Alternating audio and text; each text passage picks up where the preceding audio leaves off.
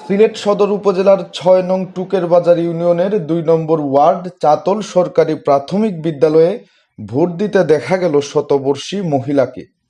আগুন বিবি নামের বৃদ্ধা নাতির কোলে চড়ে ভোট কেন্দ্রে আসেন তিনি।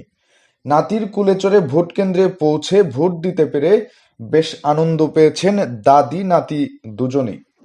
আগুন বিবি জানিয়েছেন, ভোট দিতে কোনো অসুবিধা হয়নি, শুধু বয়সের কারণে হাঁটতে অসুবিধা হচ্ছে। বৃহস্পতিবার সকাল ৯:৩০টায় টুকের বাজার ইউনিয়নের ২ নম্বর ওয়ার্ড চাতল সরকারি প্রাথমিক বিদ্যালয় ভোট কেন্দ্রে দেখা যায় এ দৃশ্য। ক্যামেরাবন্দি করেছেন সিলেটভিউ24.com-এর শাহিন আহমদ। এদিকে সিলেট জেলার ২ উপজেলার ৮টি ইউনিয়নে ভোট গ্রহণ চলছে। বৃহস্পতিবার সকাল ৮টায় শুরু হওয়া ভোট গ্রহণ চলবে বিকেল ৪টা পর্যন্ত। বিভিন্ন ইউনিয়নের ভোট কেন্দ্রে ভোটারদের দীর্ঘ লাইন লক্ষ্য করা গেছে। সিলেটে নির্বাচন হওয়া ইউনিয়নগুলো হচ্ছে সিলেট সদর উপজেলার খাদিমনগর, খাদিমপাড়া ও টুকের বাজার এবং ফেঞ্চুগঞ্জ উপজেলার ফেঞ্চুগঞ্জ সদর, মাইজগাঁও, খিলাছড়া, উত্তর কুশিয়ারা ও উত্তর ফেঞ্চুগঞ্জ ইউনিয়ন।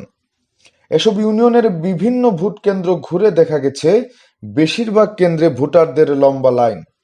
পুরুষ ভোটারদের পাশাপাশি লম্বা লাইন নারী ভোটারদেরও। মাঠে রয়েছে পুলিশ, বিজিবি, র্যাব ও আনসার বাহিনী। এছাড়াও দুটি উপজেলায় কয়েকজন নির্বাহী ম্যাজিস্ট্রেট দায়িত্ব পালন করছেন।